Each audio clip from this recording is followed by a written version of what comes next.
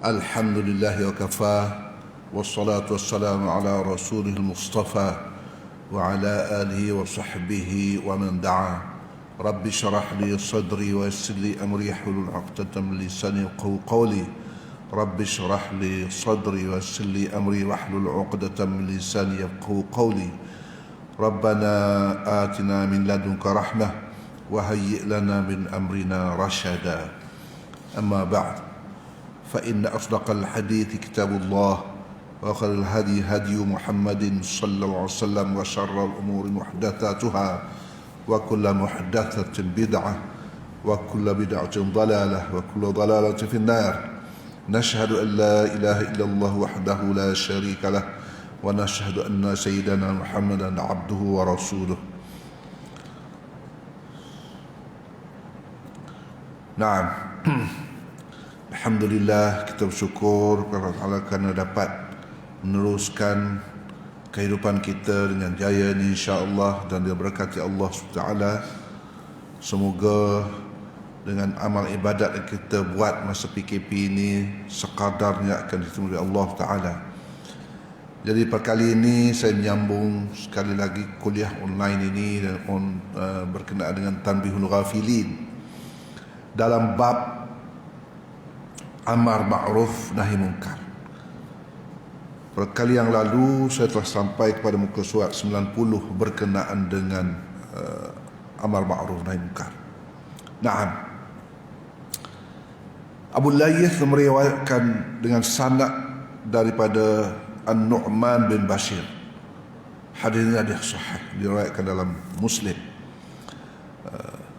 Sanad yang begitu kuat sekali, iaitu daripada Nu'man bin Bashir. Dia berkata, siapa berkata? Nu'man bin Bashir. Saya telah mendengar Rasulullah SAW telah bersabda, perumpamaan orang yang tegak dalam hukum Allah dan orang yang tergelincir, iaitulah tergelincir dalam hukum Allah, bagaikan, bolehlah diumpamakan kumpulan orang yang naik kapal. Maknanya boleh diumpamakan sekumpulan manusia, orang ramai naik satu kapal, satu perahu, satu kapal. Ramai-ramai kita panggil kapal lah, kalau kecil perahu. Maka masing-masing ditempatkan di atas dan di bawah. Oleh kerana ramai, dia banyak tingkat, banyak deck tu. Jadi ada yang ada tempat, dapat tempat di atas, ada tempat di bawah. Tak diceritakan yang mana istimewa atas ke bawah ke. Maka ketika mereka sedemikian, tiba-tiba seorang berada di bahagian bawah mengambil kapak. Lalu ditanya oleh kawan-kawannya, apakah maksudmu? Jadi bila duduk ramai-ramai ni, ada orang yang belah bawah ni pula, kebetulan dia bawa kapak agaknya. So dia bawa kapak, dia nak takik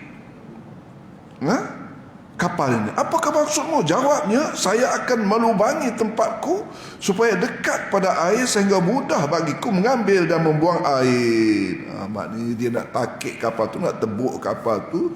Dia kata konon-kononnya supaya mudah kita ambil air, tak ganggu orang atas. Ketak nanti kita nak kena naik atas, susah, naik tangga apa semua. Lepas tu nak kena pakai cebok, hulu lagi ke bawah nu air, dapat air, nak dapatkan air. Why not? Mengapa kita tidak tebuk saja kapal ni? Jadi dekat dengan air, kita jadi air tu terus dapat kita ambil. Maka sebagian mereka berkata, biarkanlah ia berbuat sesukanya. Dan sebagian lain pula berkata, jangan kamu biarkan ia melubangi bahagian bawah dari kapal. Jadi ada setengah orang kata, tak apalah, biarlah suka dia lah, dia nak senang ambil air. Ada setengah yang lain, jangan. Ada yang melarang. Maknanya diibaratkan orang yang menebuk lubang itu membuat mungkar dalam hal ini. Dan orang yang cuba melarang itu ialah orang yang berbuat nahi mungkar. Buat mungkar, benda yang tak elok, benda yang tak baik. Dahlah tebuk kapal, merosakkan kapal. Lepas tu apa pula kalau berlubang kapal tu? Jangan kamu biarkan orang yang melaksanakan nahi munkar ini Jangan kamu biarkan ia melubangi bahagian bawah dari kapal, nescaya binasa dan membinasakan semua. Dari kapal nescaya binasa dan membinasakan kita semua. Maknanya kalau kita biarkan mereka ini melubangi, ataupun orang ini seorang saja, bukan ramai pun, seorang je yang nak melubangi ini, kalau kita biarkan, nescaya binasa dan membinasakan kita semua. Maka bila mereka dapat menahan dan mencegah perbuatan itu, bererti selamat dan selamat semuanya. Tapi apabila mereka tidak mencegahnya, maka binasa dan binasalah semuanya. Tuan-tuan dan puan, maksud dia ni, kalau kita ada lubang, mestilah air masuklah melalui lubang tu, dah akan karamlah kapal itu apabila dah ada lubang. Jadi itulah ibarat yang Rasulullah sebutkan ini, perumpamaan orang yang menegakkan hukum Allah dengan orang yang tergelincir. Orang tergelincir daripada hukum Allah ialah orang yang tidak melarang. Lelaki ini menebuk kapal. Orang yang melaksanakan dan menegak hukum Allah ialah umpama orang yang menahan lelaki ini daripada menebuk kapal. Itu ibarat. Kerana maksiat, kerana mungkarnya semua akan membinasakan semua. Bukan membinasakan orang yang melakukannya sahaja, sebagaimana orang dalam kapal tu. Bukanlah lelaki itu saja akan tenggelam. Semua orang yang ada di atas kapal tu, sama ada di bawah maupun di atas, semuanya, daripada kaptennya, daripada awak-awaknya, daripada yang jaga sauhnya, daripada yang menjaga layarnya, orang yang tukang masaknya, orang tukang buat air, semua akan tenggelam. Oleh sebab itu begitu penting sekali amar ma'ruf nahi mungkar ini. Umpama seperti Rasulullah itu ialah orang yang berada dalam satu kapal. Oleh sebab itu Abu Darda radhiyallahu anhu berkata, kamu harus melakukan ma'ruf dan nahi mungkar. Kalau tidak, maka Allah akan menguasakan ke atas kamu seorang yang zalim dan tidak menghargai orang tua dan tidak kasih kepada anak-anak. Kemudian pada saat itu orang-orang yang baik di antara kamu berdoa pun, maka tidak diterima doa mereka. Minta pertolongan juga tidak ditolong, minta ampun juga tidak diampun. Begitulah. Bila dah tenggelam kapal, macam itulah, seolah-olahnya akan berlakulah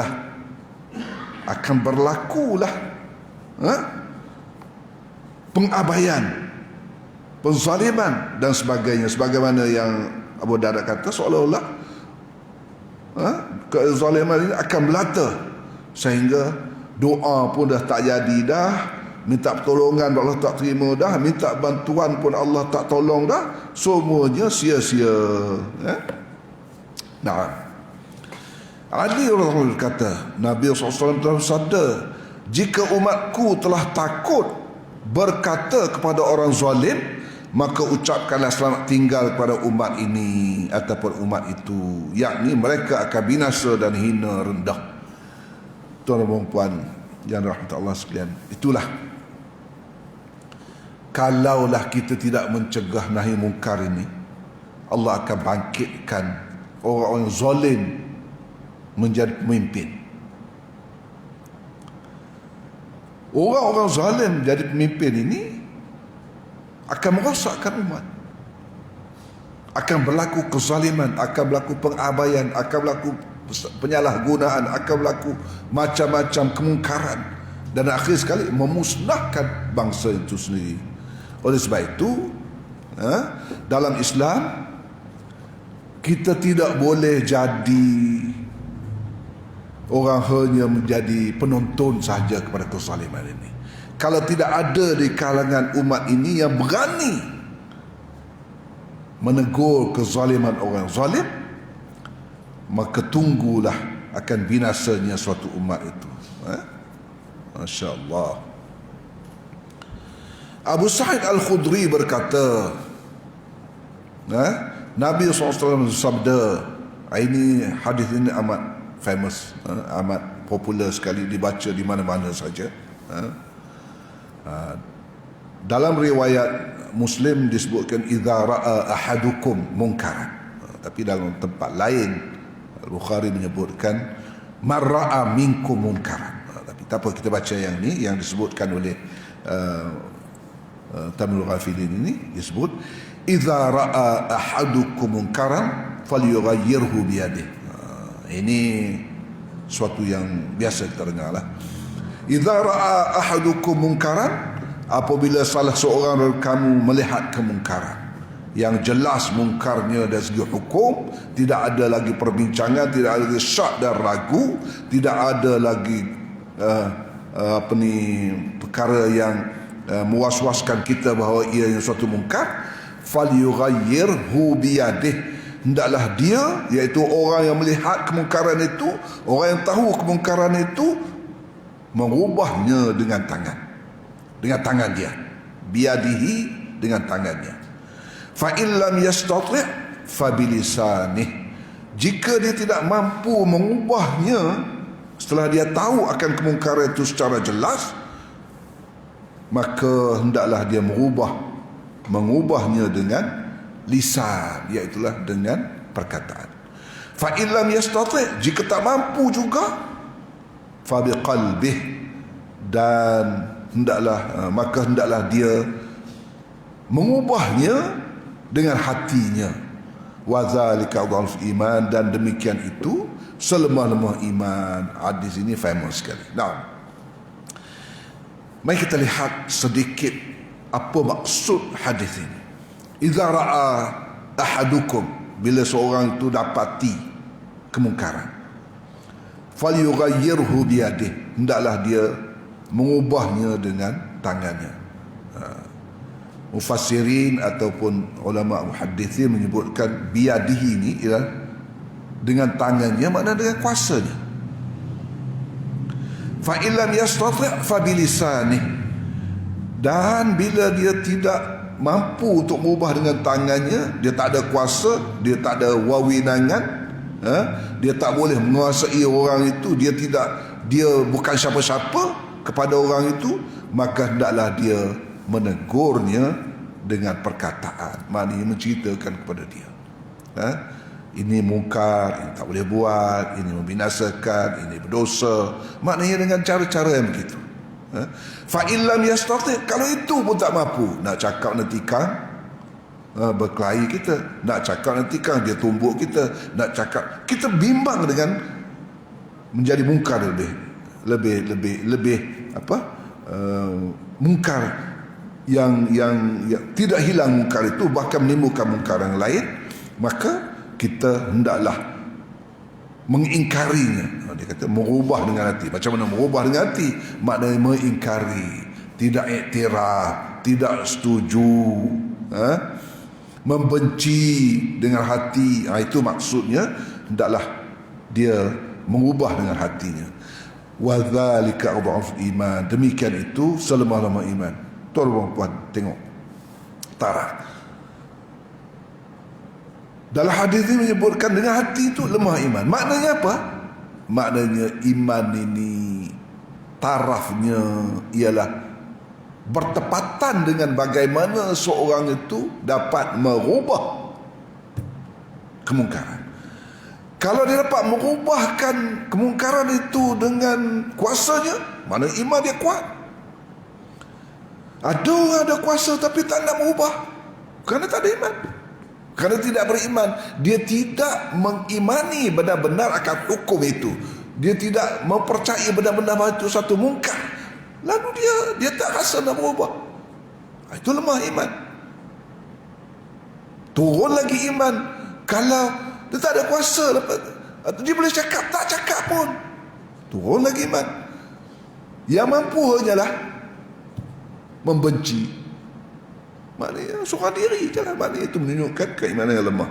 Tuan dan puan, apa hukumnya sebenarnya mengubah kemungkaran dengan tangan, dengan lisan, dengan hati? Apa hukumnya? Kerana disebutkan idza ra'a minkum munkaran falyughayyirhu. Ini fa'il amar, maknanya Rasulullah menyuruh orang itu, hendaklah kamu, itu hendaklah kamu itu suruh ni. Dalam Islam banyak suruhan. Ada suruhan sunat, ada suruhan wajib, ada larangan haram, ada larangan makruh. Jadi yang mana satu? Falyughayyirhu biyadihi ini. Mengubah, hendaklah mereka merubah ataupun dia merubah dengan tangannya. Apa maksudnya di sini?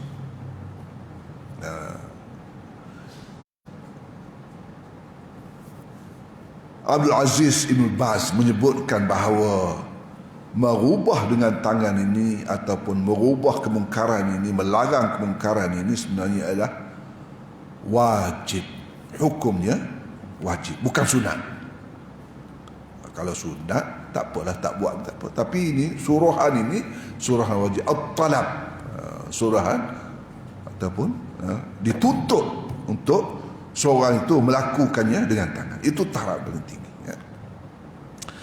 Dan disebutkan juga oleh Abdul Aziz bin Baz. Abdul Aziz bin, siapa dia Abdul Aziz bin Baz ni? Abdul Aziz bin Abdullah bin Baz.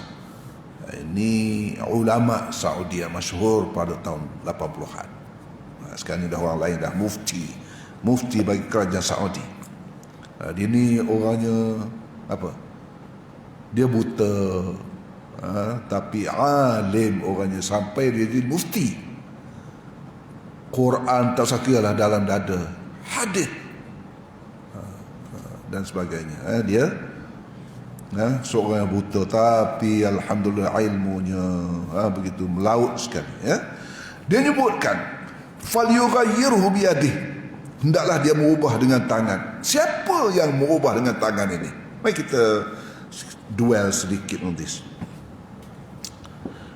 Ubah dengan tangan, dengan kuasa, yang sehingga dia jadi wajib bagi dia merubah dengan tangannya.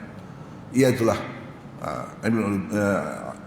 Abdul Aziz Ibn Baz menyebutkan bahawa Syekh Abdul Aziz Ibn Baz berkata bahawa golongan ini adalah golongan penguasa. Golongan yang ada kuasa ke atas kemungkaran tersebut. Dia boleh mencegah dengan kuasanya, sama ada dia raja kah, sama ada dia sultan kah, sama ada dia mempunyai bawah pejabatnya kah, bawah kementeriannya kah, bawah kekuasaannya kah.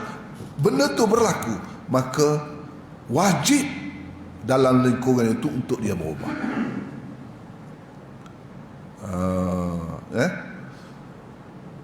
Sama ada dia ni orang besar ke, orang menguasai ke, ketua ke.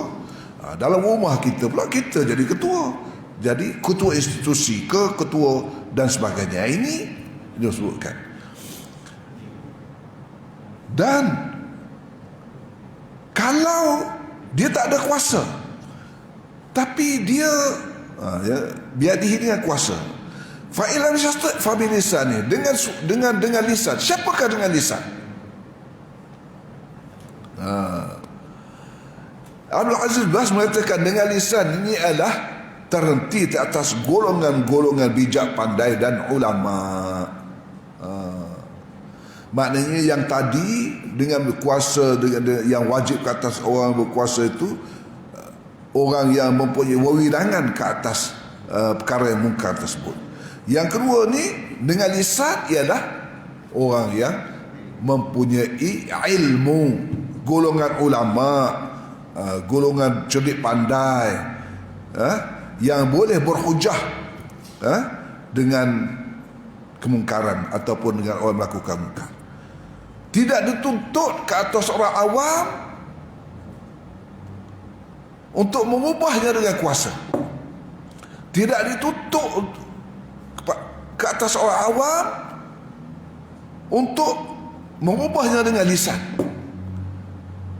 Kalau orang awam mengubahnya dengan tangannya, ini yang jadi ekstremisme ni. Jadi kes kerling lah, oh ni kita ni mungkar, pergi ambil kapak, pergi takik semua patung-patung, kuil-kuil. Ini yang berlaku. Kenapa? Kerana tidak memahami akan kaedah pencegahan mungkar ini. Dengan lisan ni ialah kepada orang-orang yang mengetahui akan kemungkaran ini dan boleh berhujah dengan mereka. Mestilah bila kita nak sebut ini mungkar, tentulah dia ada hujah dia, tentulah dia akan balas kepada kita. Dan apa pula jawapan kita? Jadi tentulah berkendak kepada orang yang mengerti dan alim tentang seluk-beluk hukum, barulah kita boleh mencegahnya dengan lisan. Kalau ada hujah, kita boleh iqamatul hujah, kita boleh menegakkan hujah, kita boleh berbahas dengan mereka, bukan dengan cara yang lebih baik lah kan, dengan cara yang baik lah. Fa in lam yastati' fa biqalbihi, kalau tak mampu juga dengan lisan. Oleh sebab itu Syekh Al-Laith menyebutkan menggunakan kekerasan itu bagi orang yang berkuasa, dan dengan lisan bagi para ulama dan para cerdik pandai, itu. Dan dengan hati bagi orang awam, dengan hati. Masing-masing orang menggunakan menurut kedudukannya, kekuatannya dan kekuasaannya. Hukum. Yang kedua siapa? Yang ketiga cara. Ini pun termasuk dalam bab yang akan disebutkan sebagai bara'amikum mungkaran ini. Cara. Tuan-tuan dan puan, kadang-kadang cara ni memang banyak cara lah. Yang paling baik ialah cara berhikmah. Apa-apa pun hikmah. Al-hikmatu dhallatul mu'min. Hikmah itu ialah barang kehilangan orang mukmin. Anna wajadaha fahuwa ahaqqu biha.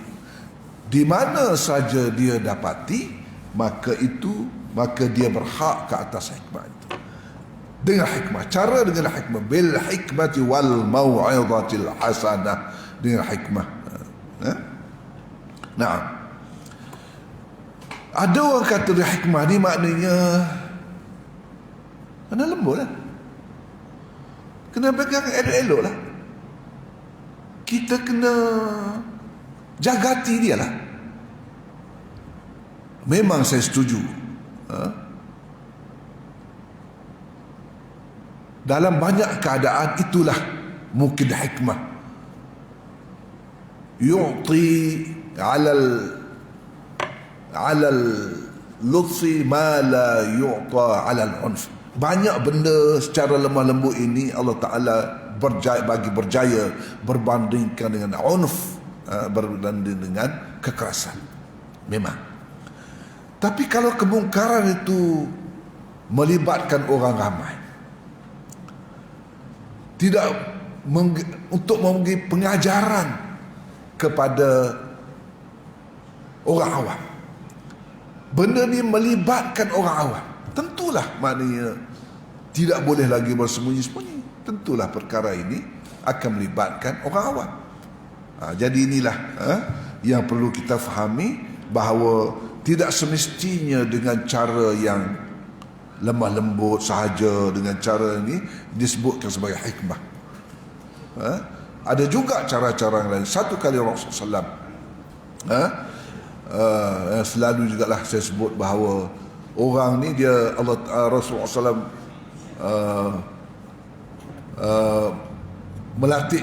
melantik orang ini sebagai amil, sahabat dia sebagai amil, memungut zakat. Dan dia balik kepada Rasulullah, dia bagi. Ini yang orang bagi zakat, ini orang sedekah ke aku. Jadi Rasulullah terus berkhutbah bahawa tidak sedar, dia sebut, tidak sedarkah dia bahawa dia dapat hadakah, dia dapat sedekah tu, dia dapat pemberian itu kerana dia ambil. Yang Rasulullah menegur secara publik, kerana itu melibatkan awam.